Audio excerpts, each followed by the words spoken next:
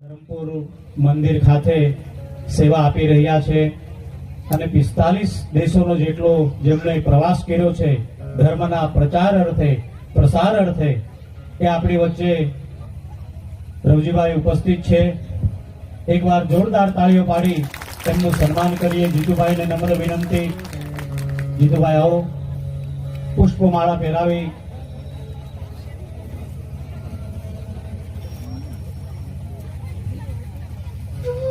જોરદાર તાળીઓ પાડી આવેલા મહેમાનશ્રીઓનું આપણે સન્માન કરીએ। તેમનો સમય કાઢી આપણે વચ્ચે ઉપસ્થિત થયા છે, આપણને અનુમોદન કરવા માટે સ્વાગત છે એમનું। અત્યારે છેલ્લા 6 દિવસથી હનુમાનજી મહારાજનું જે મંદિર છે એના પાટોત્સવ નિમિત્તે શ્રીમદ ભાગવત ઉપર કથા પારાયણનો આપણે સૌ લાભ લઈ રહ્યા છીએ।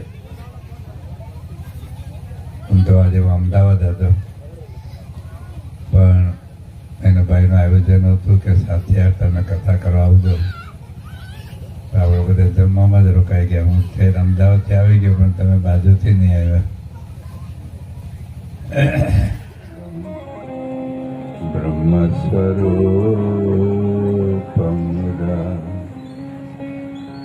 વંદે યજ્ઞ પુરુષદાસ ચરણમ શ્રી યોગિરાજમ તથા વંદે શ્રી પ્રમુખમ મહંત ગુણમ। શ્રી સ્વામિનારાયણ ભગવાનની જય, શ્રી અક્ષર પુરુષોત્તમ મહારાજની જય, શ્રી ગુણાતીતાનંદ સ્વામી મહારાજની જય, શ્રી સિયાવર રામચંદ્ર ભગવાનની જય, શ્રી રાધા કૃષ્ણ ભગવાનની જય, શ્રી ઉમાપતિ મહાદેવની જય, શ્રી પવન સુત હનુમાનજી મહારાજ। આ દેશમાં જન્મેલા, આ દેશમાં તો ક્રિશ્ચિયનો જન્મ્યા છે, ત્યારે મુસલમાનો જન્મે છે એની વાત નથી ભાઈઓ। દુનિયામાં 1500 વર્ષ પહેલા મુસલમાનનું અસ્તિત્વ નહોતું, 2000 વર્ષ પહેલા ક્રિશ્ચિયાનિટીનું અસ્તિત્વ નહોતું, 3000 વર્ષ પહેલા તમે યહૂદીનું અસ્તિત્વ નહોતું। આપણે તો લાખો કરોડો વર્ષનો હિન્દુ ધર્મ છે। જ્યારથી પૃથ્વીનું સર્જન થયું ત્યારથી આપણો સનાતન ધર્મ છે। તો જે વખતે કોઈ દુનિયામાં કોઈ ધર્મ નહોતો એ વખતે આપણો સનાતન ધર્મ હતો। એટલે આપણે રામ ભગવાન થઈને 21 લાખ વર્ષ પહેલા થયા, જ્યારે જગતના કોઈ ધર્મનું અસ્તિત્વ નહોતું। એવી જાહેરાત કરી હોત કે સભા સાંજે 4 વાગે શરૂ થશે અને લગભગ 11 વાગે પૂરી થશે। જમવાની કોઈ વ્યવસ્થા નથી। તરસ લાગે તો હું જેમ પાણી મારું પોતાનું લઈને આવ્યા છે, હું પોતાનું લઈને આવવાનું। અને 4 વાગ્યા પછી આ સભામાં કોઈને પ્રવેશ આપવામાં નહીં આવે અને 11 વાગ્યા પહેલા કોઈને છોડવામાં નહીં આવે।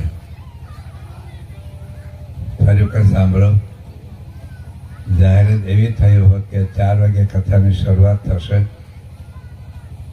અને રાત્રે 11 વાગે કથા પૂરી થશે।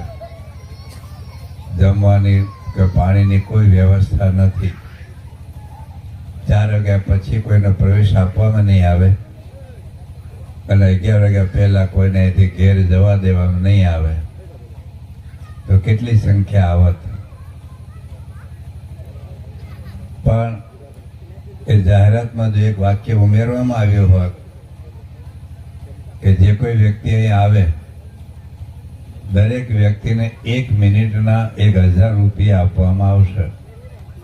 ફરી વખત, દરેક વ્યક્તિને 1 મિનિટના 1000 રૂપિયા આપવામાં આવશે।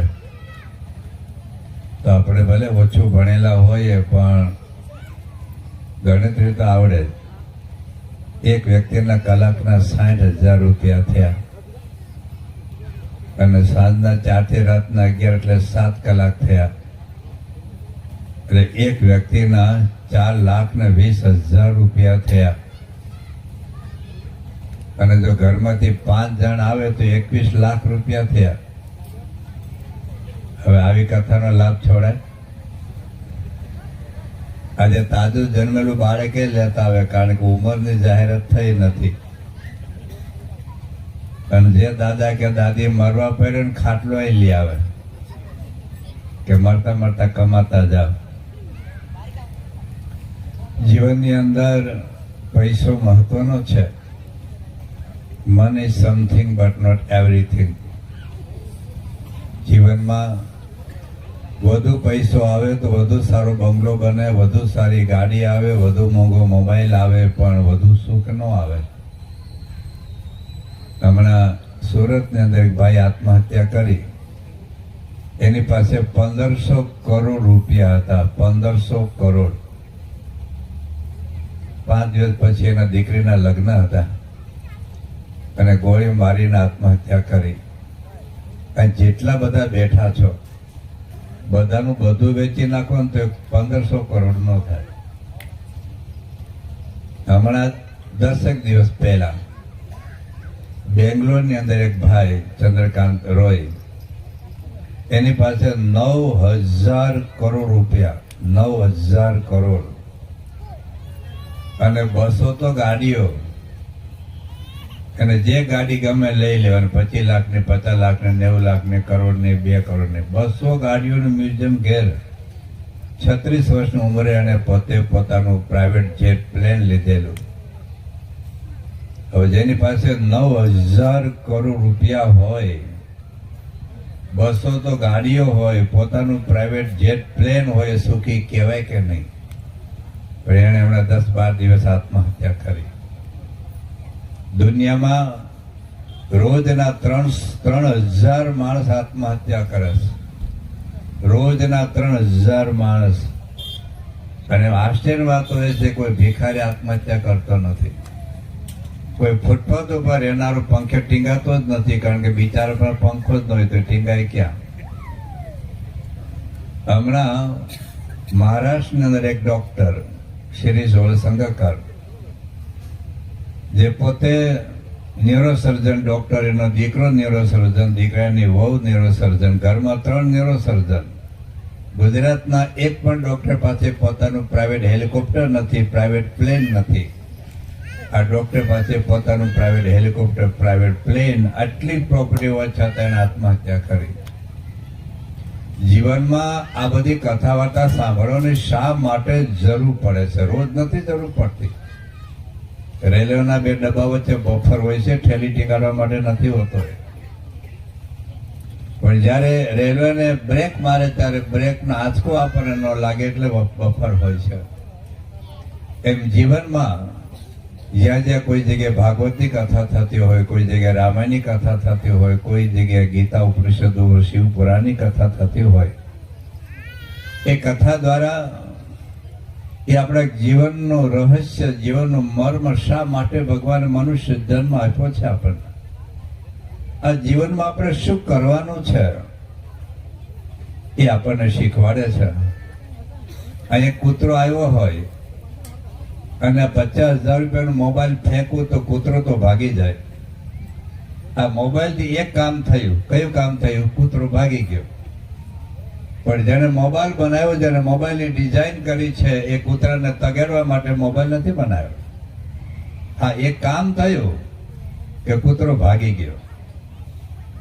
એમ કદાચ ઝાડ એક કાગડો બેઠો હોય સવારે, 50,000 ઘડિયાળ ફેંકો તો કાગડો તો ઉડી જાય. પણ જેને ઘડિયાળ બનાવી એને કાગડા ઉડાડવા માટે નથી બનાવી. એક કામ થયું, કાગડો ઉડી ગયો. એ મનુષ્ય જન્મ આપણને મળ્યો છે. શ્રીમદ ભાગવતની અંદર વાત આવી હશે કે ઋષભદેવ ભગવાન એના 100 દીકરા બેસાડીને રોજ ઉપદેશ આપે છે. નાયમ દેહો દેવાદામ નૃલોકે કષ્ટાન કામાન અરત વેદ. હે દીકરાઓ, તમારો જન્મ કાગડા, કૂતરા, ગધેડા, ભૂણની જેમ વિશે ભોગવવા માટે નથી, પણ તપો દિવ્યમ પુત્રિકા એન સત્વમ શુદ્ધેજસ્માદ બ્રહ્મ સૌખ્યમ ત્વનંતમ. આ તપશ્ચર્યા દ્વારા આત્માને શુદ્ધ કરીને પરમાત્માનું પરમ સુખ લેવા માટે આપણો જન્મ છે. સ્વામી સંપ્રદાયના વર્તમાન ગુરુ પરમ પૂજ્ય મહંસય મહારાજે એ 82 વર્ષની ઉંમરે હિન્દુ સનાતન ધર્મના બધા શાસ્ત્રનો સાર ફક્ત 315 શ્લોકનો એક સત્સંગ દિશા ગ્રંથ લખ્યો. એમાં બીજા શ્લોકમાં આપણા જીવનનું મર્મ સમજાયો છે કે દેહોયમ સાધન મુક્તેર ન ભોગ માત્ર સાધનમ દુર્લભ નશ્વરશ્ચાયમ વારંવારમ ન લભ્યતે. અનંત જન્મ પછી કરોડો જન્મ પછી એક વખત મનુષ્ય જન્મ આપણને મળે છે. આપણે દારૂ પીવામાં વાપરી કાઢ્યો, બીડી પીવામાં, ગુટખા ખાવામાં, તમાકુ ખાવામાં, પત્નીને મારવામાં, પૈસા કમાવામાં આપણે વાપરી કાઢ્યો મોંઘો મનુષ્ય જન્મ. તો દેહોયમ સાધનમ મુક્તેર ન ભોગ માત્ર સાધનમ. આ મુક્તિનું દ્વાર છે મનુષ્ય જન્મને. ભાગવત આપણને મરતા શીખવે છે અને રામાયણ આપણને જીવતા શીખવે છે.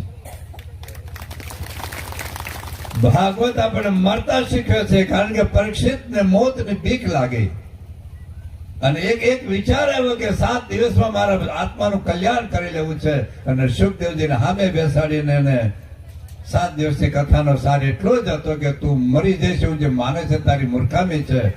દેહ તો અમે પડવાનો છે પણ આત્મા તો ન જાયતે મ્રિયતે વા કદાચિન નાયમ ભૂત્વા ભવિતવા ન ભૂયઃ અજો નિત્ય શાશ્વતયં પુરાણો ન હન્યતે હન્ય માને શરીરે. શરીર તો એક કપડું છે. આપણે કપડું નથી, કપડાના પહેરનારા છીએ. આપણે મકાન નથી, મકાનના માલિક છીએ. આપણે ગાડી નથી, ગાડીના ચલાવનાર છે. અંદર ડ્રાઈવર બેઠો છે એટલે હાથ આગો પાછો થાય છે. બાકી પૂરું થઈ ગયું કાર્યક્રમ. આ દેહનો કોઈ પેલું તો મકાન 2-5 મહિનાનો 11 મહિનાનું એગ્રીમેન્ટ હોય. આ મકાનનું કોઈ એગ્રીમેન્ટ નથી, કોઈ નહીં. કાલે સવાર ઘણા નહીં ઉઠે. ના ઉઠે તો મને ન કહેવા આવતા તમે બોલ્યા એટલે હું ના ઉઠ્યો. એ તો તારે માથે ના 11 વાગે મોત ના રે. તારે માથે ના 11 વાગે મોત ના રે. એ નથી એક ઘરે નો મેરા ધાર તો જાયના નહીં જગદીશ ને રે. આ દેહનો કોઈ નિર્ધાર નથી. રોજના પૃથ્વી પર 2 લાખ માણસો જતા રહે છે. પણ પરીક્ષિતને વિચાર આવ્યો કે 7મા દિવસે મારે 7 દિવસમાં મારે મોક્ષ સાધી લેવો છે. આવતા જન્મે જેને કૂતરો થવો હોય, ગધેડો થવો હોય, ભૂંડ થવો હોય, મકોડો થવો હોય, ઉંદરડો થવો હોય, મને કહો મારે ભગવાન લાગવો હાલે. ચાલો અત્યારે ફોન કરું ભગવાનને. કોઈ કૂતરો થવું, ગધેડો થવું, ભૂંડ, ચકલી, પોપટ, મચ્છર, માકડ થવું છે. જો ભગવાન નહીં ભજીએ, આત્માનું કલ્યાણ નહીં કરીએ, આપણે કરોડપતિઓ, અબજોપતિઓ, સરપંચો, રાષ્ટ્રપતિઓ, વડાપ્રધાનો કે તમે ગમે તે હો, શાસ્ત્ર તો એવું કહે છે કે 184 માંથી ભટકવાનું નક્કી છે. તો ડાયો માણસ એ કહેવાય, બુદ્ધિશાળી એ કહેવાય કે આ દેહ કરીને આત્માનું કલ્યાણ કરી લેવું. હિન્દુ શાસ્ત્રમાં 4 પુરુષાર્થ છે: ધર્મ, અર્થ, કામ અને મોક્ષ. પૈસો કમાવો, આપણા શાસ્ત્રોએ ના નથી પાડી. કરોડોપતિ થાવ, અબજોપતિ થાવ, તો દૂધમાં પાણી નાખી નહીં, દારૂ વેચીને કોકની જિંદગી બરબાદ કરીને નહીં, તમાકુ ગુટખા વેચીને કોકની પતિને વિધવા કરીને નહીં, બિનજોરી ઓપરેશન કરીને પૈસા કમાવો, નો પ્રોબ્લેમ. પણ ધર્મની રીતે પૈસો કમાવો અને ધર્મની રીતે પૈસાનો ઉપયોગ કરો. આ તો વેવાને રાજી કરવા માટે દારૂ પાય લગ્નમાં. ધર્મની રીતે પૈસો વાપરો અને ધર્મની રીતે પૈસો કમાવો. ધર્મ, અર્થ, કામ, લગ્ન જીવન જેવું આપણા શાસ્ત્રમાં જરાય પાપ નથી. એક પવિત્ર સંસ્કાર છે લગ્ન સંસ્કાર. આપણે ત્યાં દીકરા દીકરી જન્મે કુકર્મ નથી, પાપ કર્મ નથી. એક પવિત્ર સંસ્કાર છે. પણ એક પતિ અને એક પતિનો પવિત્ર વ્યવહાર એ આપણા શાસ્ત્રનો આદેશ છે. અને અંતે મોક્ષ ભૂલવાનો નથી. આપણે શું કર્યું? અર્ધમાન કામમાં જ હલવાઈ ગયા ચારવાક ઋષિની જેમ. અર્ધમાન કામમાં ધર્મ ભૂલી ગયા અને મોક્ષ ભૂલી ગયા. તો શાસ્ત્રની વાતો એ છે પાછી કે મોક્ષ માટે જંગલમાં જવાનું જરૂરિયાત નથી, ગિરનાર ગુફામાં જરૂરિયાત નથી, હિમાલયમાં જવાનું નથી, ઘરમાં છોડવાના નથી. એટલું જ કરવાનું છે ભગવાનની શરણાગતિ. ભગવાન કૃષ્ણ કહે છે કે સર્વ ધર્માન પરિત્યજ્ય મામેકમ શરણમ વ્રજ અહમ ત્વા સર્વ પાપેભ્યો મોક્ષયિષ્યામિ મા શુચઃ. અર્જુન, તારી મૂકી દે તારી મનની માન્યતાઓ બધી. મોક્ષ જોઈએ તો મારે શરણ આવી જતા. ભગવાનનો શરણ ગમે એટલો તરી હોય તો સમુદ્ર તરીને મોંબાસા ન પહોંચે, સામાન્ય નદી તરાય. તળાવ તરી જવાય, પણ આ ભવસાગર તરવા માટે ભગવાનનો આશરો, ભગવાનનું ભજન, ભગવાનની ભક્તિ. ભવસાગરમાં ભક્તિ હરીને ઉગારવાનો આરો દે. ભક્તિ ગોપીએ શું કર્યું? ભગવાનની ભક્તિ કરી. મીરાબાઈ શું કર્યું? ભગવાનની ભક્તિ કરી. નરસિંહ મહેતાએ શું કર્યું? ભગવાનની ભક્તિ કરી. શબરીબાઈએ શું કર્યું? ભગવાનની ભક્તિ કરી. બસ ભક્તિ. આપણે બીજા કોઈ કઠોર સાધનો કરી શકવાના નથી. ભક્તિ તો કરીએ છીએ હિન્દુ. આપણે દુનિયામાં 125 કરોડ હિન્દુઓ છે. એમાં કદાચ 10 જ કરોડ હિન્દુ એવા હશે કે જે હાવ નાસ્તિક હશે. આમ 100% ભેળસેળ વગરના શુદ્ધ નાસ્તિક કદાચ 10 કરોડ. બાકી તો આમ આસ્તિક છે. કોઈ રામ ભગવાન માને, કોઈ કૃષ્ણ ભગવાન માને, કોઈ માતાજીમાં માને, કોઈ સ્વામિનારાયણ ભગવાન માને, કોઈ હનુમાન દાદા માને, કોઈ ગણપતિમાં માને, કોઈ શંકર ભગવાન માને, કોઈ મેલરી માતા, બહુચરાજ ક્યાં તો માનીએ છીએ આપણે. પરંતુ આપણે રામ ભગવાનનો માનીએ છીએ, રામ ભગવાનનો નથી માનતા. આપણે કૃષ્ણ ભગવાનનો માનીએ છીએ, કૃષ્ણ ભગવાનનો નથી માનતા. આપણે હનુમાન દાદામાં માનીએ છીએ, હનુમાન દાદાનું નથી માનતા. કદાચ કોઈ સ્વામિનારાયણ ભગવાનમાં માનતો હશે, પણ સ્વામિનારાયણ ભગવાનનું નહીં માનીએ.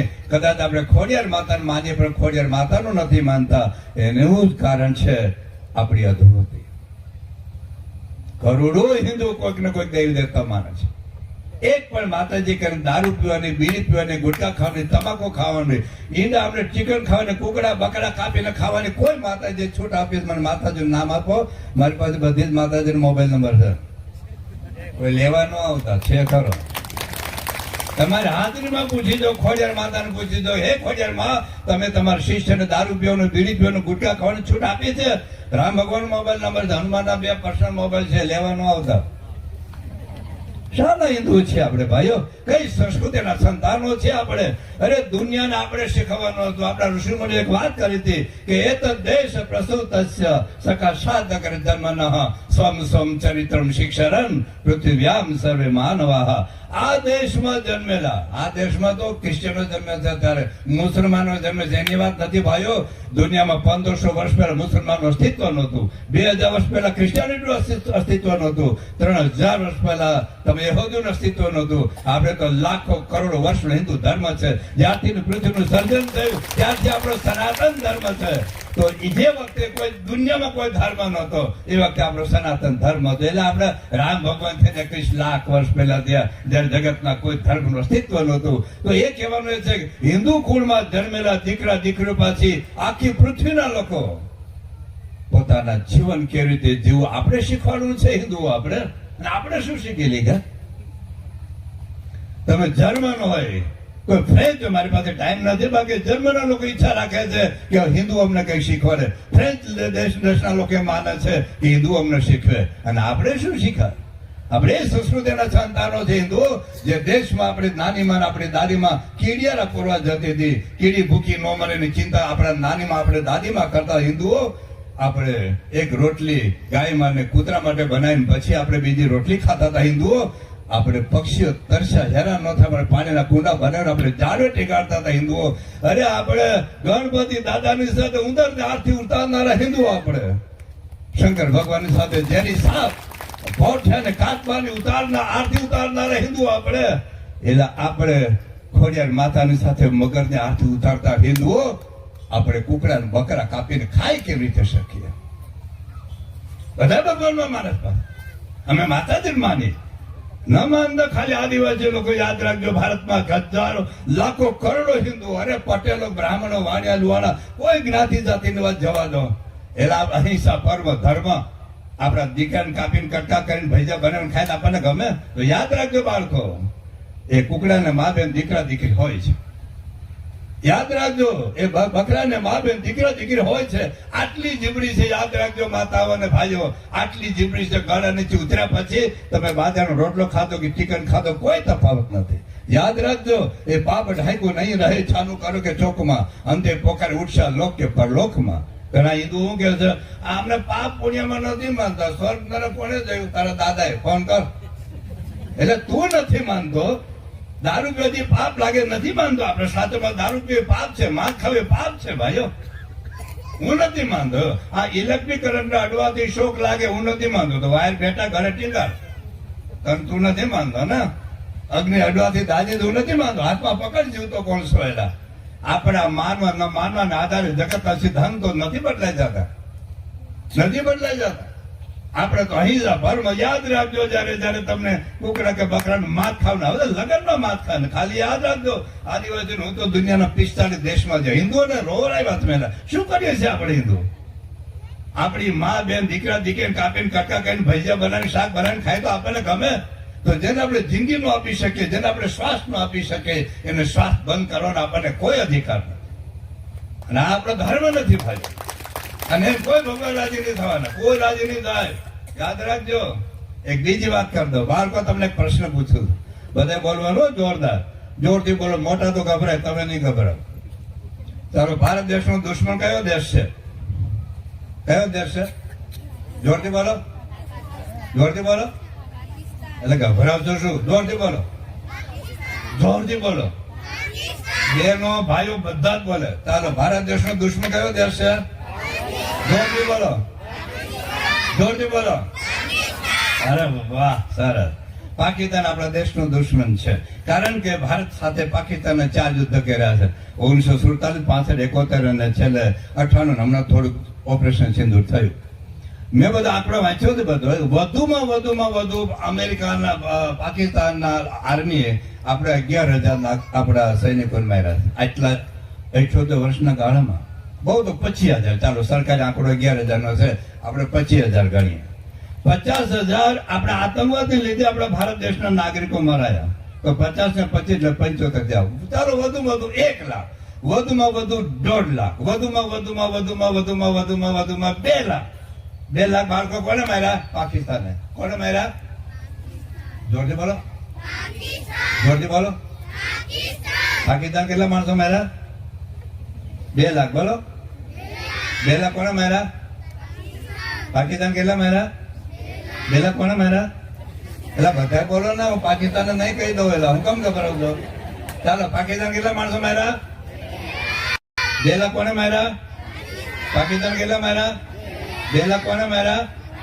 પાકિસ્તાન. ભારતના વધુમાં વધુ બાકી તો 1 લાખ થી વધારે તો છે જ નહીં. વધુમાં વધુ કહું તો 2 લાખ પાકિસ્તાન ભારતના નાગરિકો મારી નાખ્યા. અને 78 વર્ષના ગાળામાં 1947 ભારત દેશ સ્વતંત્ર થયો. હિન્દુઓ આજે 2026 છે. તો 78 વર્ષમાં બાળકો પાકિસ્તાન કેટલા માણસો માર્યા? 2 લાખ કોને માર્યા? કેટલા વર્ષમાં? 78 વર્ષમાં. બોલો, બધા મોટા બોલો. 78 વર્ષમાં પાકિસ્તાન કેટલા માણસો માર્યા? 2 લાખ કોને માર્યા? કેટલા વર્ષમાં? 78 વર્ષમાં પાકિસ્તાન કેટલા માર્યા? 2 લાખ. હવે નાનો દુશ્મન બતાવું, બતાવું. બાળકો ભાગે નહીં જાવ ને? હા, બીક નહીં લાગે ને? ચડ્ડી નહીં બગડે ને? બોલો, એક નાનો દુશ્મન બતાવો. સાંભળો, પાકિસ્તાને વધુમાં વધુ ભારતના 2 લાખ માણસો માર્યા 78 વર્ષમાં. ગયા 1 વર્ષમાં તમાકુએ ભારતના 10 લાખ માણસો માર્યા. પાકિસ્તાને વધુમાં વધુ 1 લાખ થી વધારે છે જ નહીં, છતાં વધુમાં વધુ 2 લાખ માણસ 78 વર્ષમાં મારી નાખ્યા. ગયા 1 વર્ષમાં 10 લાખ માણસો તમાકુએ મારી નાખ્યા. હિન્દુઓ, ભારતનો દુશ્મન તમાકુ કે પાકિસ્તાન? સમજાય છે? જેના ખિસ્સામાં જીવતો વીંચ્યું હોય ઉભા થાવ, જીવતી નાગોને ઉભા થાવ. ઘણા ગુટકા ખાઈને બેઠા હશે, ખાધા પછી આમાં ચોયડા જ કરે બધા, આમાં કેરા જ રાખે છે. ભાઈઓ, આજે નક્કી કરજો તમારી પત્ની વાલી કે ગુટકો વાલો. પત્ની વાલી આખો છો ને, લવ યુ ગામડે નહીં હોય ને, બધે હોય છે લવ. તો બધું જતું રહ્યું છે લવ. આઈ love you, I love you. લવ તો તમે ગુટકા ને કરો છો, લવ તો તમે તમાકુ ને કરો છો, લવ તો તમે દારૂ ને કરો છો. હિન્દુઓ, ક્યાં દર્શે આપણે? કોઈ કથા અસર નહીં કરે. યાદ રાખજો, ભાગવત ભારતમાં કેટલી કથાઓ થાય, કેટલી રામાયણ કથા. કોઈ કથા ખોટી નથી. કથા એટલા માટે છે કે આપણા જીવનમાંથી બધી દૂર થાય. અને આ તો રાત આજ સાહેબ ગુરુજી કથા સાંભળીને બધી પીન હોય હતા. આ બધા હીરા, આ બધા અમૂલ્ય રત્નો બધા ભારતના. આપણે એક ભારતમાં 40 લાખ હિન્દુ મંદિરો છે. હિન્દુઓ, આવા ભાગવત જેવા, રામાયણ જેવા દુનિયામાં કોઈ ગ્રંથો નથી. ભાગવતો ગ્રંથ દુનિયામાં નથી, રામાયણ એક ગ્રંથ દુનિયામાં નથી, ગીતા ઉપનિષદ દુનિયા, હું નથી બોલતો, અરે દુનિયાના ક્રિશ્ચનો બોલે છે, દુનિયાના મુસલમાનો બોલે છે કે આ હિન્દુ સનાતન ધર્મ જો કોઈ ગ્રંથ નથી. એ ધરતીમાં ભાઈઓ આપણી પનોતી કેમ બેઠી છે? એક કારણ બતાવું, આપણે શાસ્ત્રો વાંચતા જ નથી. મુસલમાનો કુરાન વાંચે અને બાઇબલ વાળા બાઇબલ વાંચે અને હિન્દુ બિચારા છાપા વાંચે. હું તો દુનિયામાં બે દશા જોઈ છે મેં. 45 દેશમાં દુનિયામાં હજારો કે લોકોને ઘેર ગયો છું, જેને પોતાના જેટ પ્લેન હોય, ગાડીઓમાં બધું જ હોય, પણ હિન્દુઓની બે કફળી દશા જોઈ છે. એક તો હિન્દુ ગરીબ બહુ. આ દુનિયામાં હિન્દુ જેટલા કોઈ ગરીબ નથી હો. એ લગનમાં 5 કરોડ ખર્ચી શકે, 5 કરોડ. એના ઘરમાં 25 રૂપિયાનું ભાગવત નહીં હોય, તપાસ કરજો. દીકરીને 30 તોલા હોનું આપે પણ 20 રૂપિયાનું રામાયણ નહીં આપે. કેટલો હિન્દુ ગરીબ છે બિચાર, બહુ હિન્દુ ગરીબ. એના ઘરમાં 2-5 મોબાઈલ હશે, 2-3 ગાડીઓ હશે, 50 લાખનું બાથરૂમ હશે, ઉભા નાતા નાતા નવાઈ બધું જ હશે, પણ ભાગવત નહીં હોય, ગીતા નહીં હોય, રામાયણ નહીં, ઉપનિષદ નહીં હોય. હિન્દુ ક્યાં દર્શો આપણે? અને કદાચ કોકને ઘેર બાપ દાદા વખત ભાગવત પહેર્યું હશે તો પોટલું બાંધીને ક્યાંક અભરાવડું પહેર્યું. મારા ઘરમાં આઈસ્ક્રીમ છે તો ખાને આઈસ્ક્રીમ ને આરતી ઉતારવાની. તો મારા ઘરમાં ભાગવત રામાયણ છે. જ્યાં સુધી આપણે ભાગવત નહીં વાંચીએ, રામાયણ નહીં વાંચીએ, આ ગુરુજી તો હાથ દિવસે કેટલું કહેવાય ભાઈ, હાથ દિવસમાં કેટલું કહેવાય, 1-2 કલાક કેટલું કહેવાય, પણ મૂળ ભાગવત વાંચીએ, મૂળ રામાયણ વાંચીએ તો આપણને ખબર પડે. અને ગીતામાં લખ્યું છે, ભગવાન કૃષ્ણ કહે છે, શાસ્ત્રમ પ્રમાણમ થઈ કાર્ય વ્યવસ્થિત. શું કરવું, શું ન કરવું, શું ખાવું, શું ન ખાવું, એ હાળો કે આપણને જમાય કે વેવાય કે? એને વેવાય ન કહેવાય, આતંકવાદી કહેવાય. જેના લગ્નમાં દારૂ પીવા તો યાદ રાખજો, વેવાય નથી, આતંકવાદી છે. પાકિસ્તાનનો કાશ્મીરનો આતંકવાદી તમારી જિંદગી બરબાદ નહીં કરે. આપણે જેમાં ત્યાં બધી માતાઓને યાદ છે, દરેક પિતાઓને યાદ છે. તમારે જે દિવસે તમારે ત્યાં દીકરાએ જન્મ લીધો તો દારૂ બોટલ નહોતો બહાર આવીને પી લેવાય, છતાં કરોડો હિન્દુ દારૂ પીતા કેમ થયા? કોઈ જન્મ ત્યાં સિગારેટનો પાકેટ લઈને નહોતો આવ્યો, ગુટકા લઈને નહોતો આવ્યો, તમાકુ લઈને નહોતો આવ્યો, છતાં કરોડો હિન્દુઓ. તમે જાણો છો ભારતમાં 50 કરોડથી વધારે લોકોને વ્યસન છે. 50 કરોડથી વધારે. ખાલી એવરેજ તમે 20 રૂપિયા ગણો તો રોજના કેટલા રૂપિયા જાય? ઘણા તો 20 રૂપિયા તો ગલ્લું બી નહીં પલ્લે. 20 રૂપિયા દારૂ કેટલો ખાવ? હા, અમુક તો 200 500 રૂપિયા દારૂ પી દે છે. યાદ રાખજો ભાઈઓ, આ બારડોલી બાજુમાં મહુવા તાલુકો છે. તમે જોવો તો જઈ આવજો. થોડાક વર્ષો પહેલા મારે ત્યાં પારા નથી. એવું કે મહિલાઓ જાગે, મહિલાઓ જાગો, જાગો મહિલાઓ. એ આખા તાલુકાની મહિલાઓ જાગી હામેલા લઈ લઈ દારૂ કાઢતા જ મારીને ધોઈ નાખ્યા કે તમે હારા દારૂ કાઢો છો ને અમે માર ખાઈએ. અને પછી તો આખા ગામડે પેલા ઘેર ગયા, ઝૂંપડે ગયા અને તપાસ કરી. સાંભળજો હિન્દુ, યાદ રાખજો, 1800 સ્ત્રીઓ વિધવા છે 32 વર્ષ નીચેની. એનું કારણ દારૂ છે. 1800 સ્ત્રીઓ વિધવા છે. આદિવાસી ઝૂંપડામાં છેલ્લા 3 વર્ષથી આ બાજુ ફરું છું ભાઈઓ. પ્રમુખ સાહેબ વર્ષોથી ઝૂંપડે ફેર્યા, વર્ષોથી. પ્રમુખ સાહેબ મારે અત્યારે મન સ્વામી, અમારા 60 સંતો તો કેવળ આદિવાસીઓના ઝૂંપડે ફરે છે. દારૂ છોડો, માંસાહાર. તમે કોને માનો એ મને કોઈ પ્રશ્ન નથી, ભલે તમે રામ ભગવાન માનો. હિન્દુ ધર્મની મહાનતા છે. એકમ સદ વિપ્રા બહુધા વદંતી. આપણો ધર્મ એવો નથી હો કે બટાટાનું શાક જ ખાવાનું, રીંગણાનું મરચ તો કાપી નાખીશ, તનથી ધડ જુદા. એવું આપણે ત્યાં નથી. રીંગણાન ભાવ તો રીંગણાન ખા, દૂધીન ભાવ તો દૂધીન ખા, કારેલાન તો કારેલાન ખા, પણ ભૂખ્યો ના મર. હિન્દુ ધર્મ ને ઉદારતા છે. એવું નથી ભાઈ કે પેલા આ લોકો છે, અમુક લોકો છે ને એટલું ઝઘડું લઈને જાય કે તું પહેર, મને ન થાય તો રંધોમાં. કાકા એટલી ચડી લઈને જાય કે તું પહેર, મને ન ફિટ થાય તો રંધોમાં. હિન્દુ તો ના ચડી લઈને જાય, ના ઝઘડું લઈને જાય. હિન્દુ કાપડ લઈને જાય કે લેંઘો બનાવ, ધોતી બનાવ તો ધોતી બનાવ, પેન ભેરપું ઉઘાડું ન ફર. હિન્દુ ધર્મની વિશેષતા છે કે કરંટ એક છે. કોઈ હેલોજન તરીકે ઉપયોગ કરે, કોઈ ટ્યુબલાઇટ તરીકે, કોઈ બલ્બ તરીકે, એસી, કુલર, હીટર, ગીઝર તરીકે કરંટની જવર. આજે અમદાવાદ જવું છે, કોઈ બસમાં જાય, કોઈ ટ્રેનમાં જાય, કોઈ પ્લેનમાં જાય, હેલિકોપ્ટર જાય, ગાડીમાં જાય, કોઈ રિક્ષામાં જાય, કોઈ સાયકલ લઈને જાય. સાધનો જુદા છે. કોઈ રામને માને, કોઈ કૃષ્ણ હનુમાનને. એ આપણી ઉદારતા છે, આપણી મહાનતા છે, આપણી વિશાળતા છે. પણ રામ ભગવાનમાં માનવું એટલે રામ ભગવાનનું માનવું, એ ભૂલી જઈએ છીએ આપણે. આ 2 વર્ષમાં 45 કરોડ હિન્દુએ રામ ભગવાનના દર્શન કર્યા. 45 કરોડ.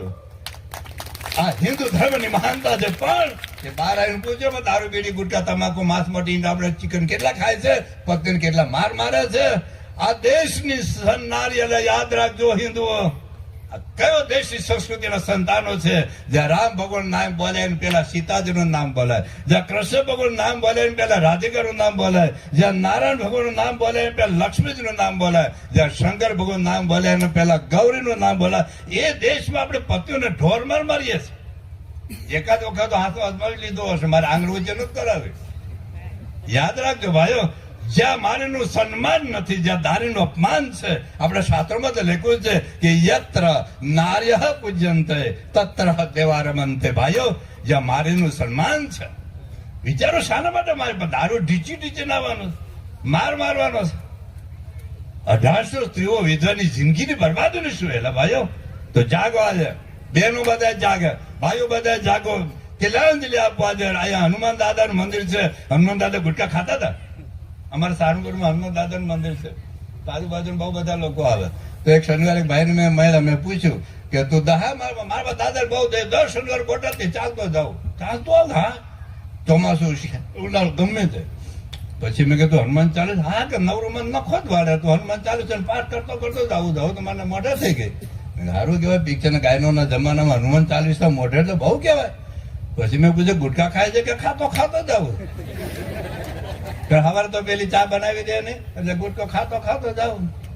મેં હનુમાન દાદા ગુટકા ખાતા હતા કે સ્વામિયાના ખાતો નથી એ ખાતા હોય. હડેલા મગજ લઈને શું ફરીએ છીએ આપણે? એટલે સાચો ધર્મ આ છે. તમે કોને માનો મહત્વ નથી. આજથી પ્રતિજ્ઞા કરજો, તમારા દીકરાને બાપ વગરનો કરવાનો કોઈ અધિકાર નથી. ભાઈઓ, આપણે આપણી યુવાન પત્નીને વિધવા કરવાનો તમને કોઈ અધિકાર નથી. યાદ રાખજો મિત્રો. તમને મફતમાં દારૂ પીવશે, મફતમાં તમને સિગરેટ ગુટકા તમાકુ ખવડાવશે, પણ મફતમાં કેન્સર ભેગું આપશે, મોતની તારીખ ભેગી આપશે. તમારા પતિ, તમારા મા બાપ જમીન વેચીને દવાખાને લઈ જશે, પણ રીબાવું તો આપણે જ પડશે, આપણે જ રીબાવું પડશે. એટલે બહુ જાજી વાત નથી કરવી, એટલી જ વાત કરવી છે. હજુ તો કથાનો મુખ્ય ભાગ બાકી છે. હું તો વચ્ચે આઈસ્ક્રીમ ખાતા હતા ને કાંકરો આવ્યો વચ્ચે.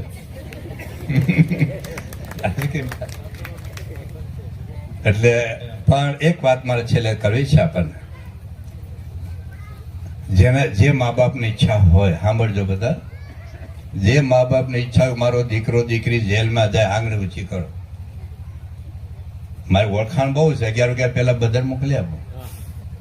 જે મા બાપની ઈચ્છા હોય મારો દીકરો દીકરી જેલમાં જાય, આંગળી ઊંચી કરો. છતાં દુનિયાની જેલોમાં કૂતરા નથી પૂર્યા, ભૂંડા નથી પૂર્યા, ગધેડા નથી પૂર્યા, ભાઈઓ માણસો પૂર્યા છે. કેમ પૂર્યા? તપાસ કરજો. મા બાપનું કર્તવ્ય આપણે ચૂક્યા છે.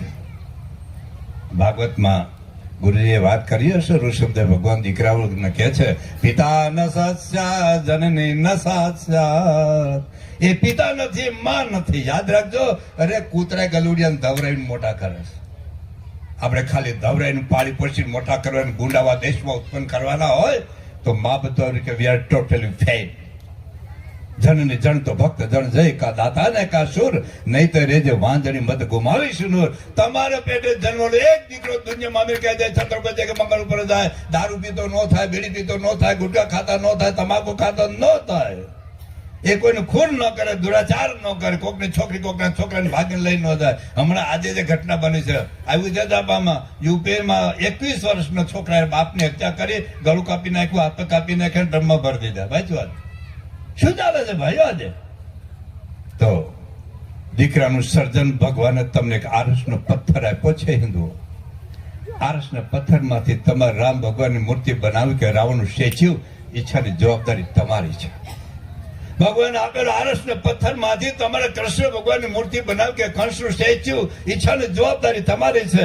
ભગવાન આપેલા આરસના પથ્થરમાંથી તમારી દીકરીને સીતાજી જેવી બનાવી કે શૂર્પણખા, ઈચ્છાની જવાબદારી મા બાપ તમારી છે.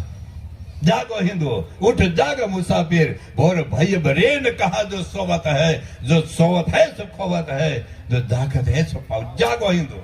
बाकी મંદિરમાં બહુ જાય છે. હમણાં કુંભ મેળામાં 66 કરોડ લોકોએ સ્નાન કર્યું.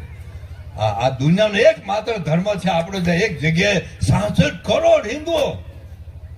ગંગા નદી, યમુના નદી નીચેથી સરસ્વતી નદી. હું પણ ગયો હતો.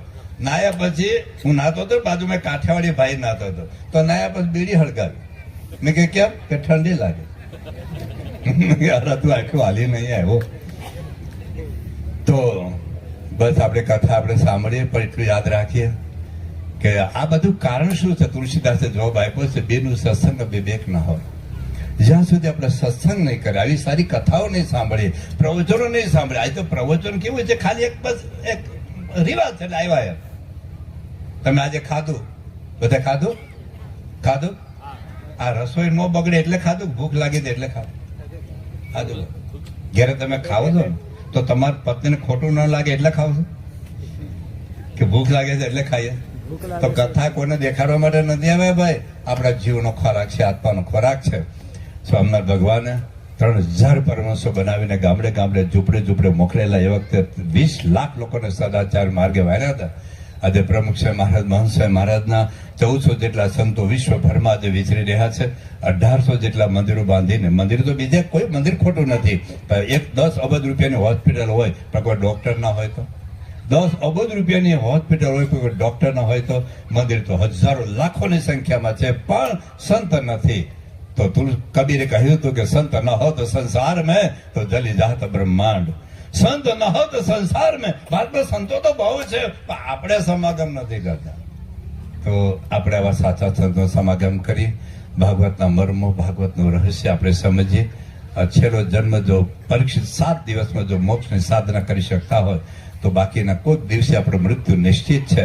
આ લોકોનું ગમે એટલું કમાઈ હશું મૂકીને જવાના છે. આપણા દાદાને જતા કોઈ ઢેફું લઈને નથી ગયા અને આપણે કોઈ ઢેફું લઈને જવા નથી. એક વખત મૂકીને જવાનું છે અને પાછા રાત દાડો આપણા મેંડા છે, પણ જ્યાંથી કોટી કલ્પે પાછું આવવાનું નથી. એના માટે આપણો જરાય પ્રયાસ નથી. તો આપણે બીજું તો ઠીક છે, આપણા બાળકોને સંસ્કાર આપવો પડશે. આ 25 વર્ષો થશે ત્યારે સમાજ ક્યાં પહોંચ્યો હશે? આ એ દેશ આજે 10 લાખ હિન્દુ આજે ક્રિશ્ચિયન થઈ રહ્યા. ભાઈઓ, હિન્દુ ધર્મ હળેલા ગંધાતા બટાટા જેવું નથી, કચરા પેટે એમ નાખી દેવા. 2 લાખ હિન્દુ છોકરીઓ આજે મુસલમાન થઈ રહી છે. કેમ? આપણે આપણા છોકરા દીકરીને નથી હિન્દુત્વને ધાવણ ધવરાવ્યું, નથી આપણી સંસ્કૃતિને અસ્મિતા જાળી, નથી આપણા શાસ્ત્રોમાં, આપણા મંદિરોમાં, આપણા સંતોમાં શ્રદ્ધા જગાડી અને આ દેશને બિન સાંપ્રદાયિક બનાવીને આપણે હિન્દુઓની ઘોર ખોદી છે. લોકો બાઇબલ વાળા બાઇબલ ભણાવી શકે, મુસ્લિમ લોકો કુરાન ભણાવી શકે. આપણે બહુમતીમાં જીવીએ છીએ ને એટલે આપણે ભાગવત ગીતા રામાયણ સ્કૂલમાં ન ભણાવી શકીએ. પણ એના સ્કૂલ, હાઈસ્કૂલ, કોલેજ બિન સાંપ્રદાયિક છે. આપણું ઘર ક્યાં બિન સાંપ્રદાયિક છે ભાઈઓ? છેલ્લે એક વાત કરું, એટલા માટે હું કહું છું કે મા બાપ જાગે તો શું કામ થાય. હું 5મા, 6ઠા અને 7મા 3 ધોરણમાં ભણતો હતો. એ 3 ધોરણ દરમિયાન મેં ભાગવત વાંચી નાખેલું 18,000 શ્લોકનું. 1 લાખ શ્લોકનું મહાભારત, વાલ્મીકી રામાયણ, તુલસી રામાયણ, શિવ પુરાણ. એનું કારણ હું નહોતું, મારે એ કહેવું છે. 5મા ધોરણ 6ઠા છોકરાને ખબર હોય, પણ પિતાનો આગ્રહ હતો કે રોજ છે છોકરાને વાંચતા આવડું, રોજ વાંચે ઘરના બધા સાંભળે. જેનું નામ હતું પ્રમુખ સમાજ ઘર સભા કહ્યું છે. 5, 6, 7 મેં એટલા શાસ્ત્રો વાંચ્યા. મારા શાસ્ત્રોની તાકાત એટલી છે, હિન્દુઓ, મારે હિન્દુ ધર્મના શાસ્ત્રોની તાકાત એટલી છે. જે દિવસે 125 કરોડ હિન્દુઓના ઘરમાં ભાગવત ગીતા રામાયણ વંચાતા થશે, દુનિયાની કોઈ તાકાત નથી તમારા મોઢા ઉપર કોઈ દારૂનું ટીપું પાઈ મૂકી શકે, કોઈ ગુટકા બીડી તમાકુ ખવડાવી શકે, કોઈ ઈંડા આમલેટ ચિકન ખવડાવી શકે. કોઈ તાકાત નથી તમારી દીકરીને કોઈ ભગાડીને લઈ જાય, કોઈ તાકાત નથી તમારા છોકરાને કોઈ ભગાડીને લઈ જાય. જો આપણા ઘરમાં શાસ્ત્રો વંચાતા થશે તો સાચું જીવન જીવતા આવડશે. તો તમને ભાગવત ચાલે છે. ભગવાન કૃષ્ણ વેદવ્યાસજી સુખદેવજીને આપણે આભાર માનીએ કે આવું અદ્ભુત જ્ઞાન આપણને આપ્યું છે, આપણે ઝીલી શકીએ. અને પરમ ભગવત યોગેશભાઈ પછી આપણને કથા સંભળાવે તો આપણે કથા સાંભળીએ, થોડુંક લઈને જઈએ, થોડુંક બધું મૂકીને ન જઈએ, કોકના ચપ્પલ નહીં પણ કથા લઈને જઈએ, જીવનમાં શીખીએ. સ્વામિનારાયણ ભગવાન, પ્રમુખ સાહેબ મહારાજ, મહંત સાહેબ મહારાજ સૌને એવું બળ, બુદ્ધિ, શક્તિ, પ્રેરણા આપે પ્રાર્થના.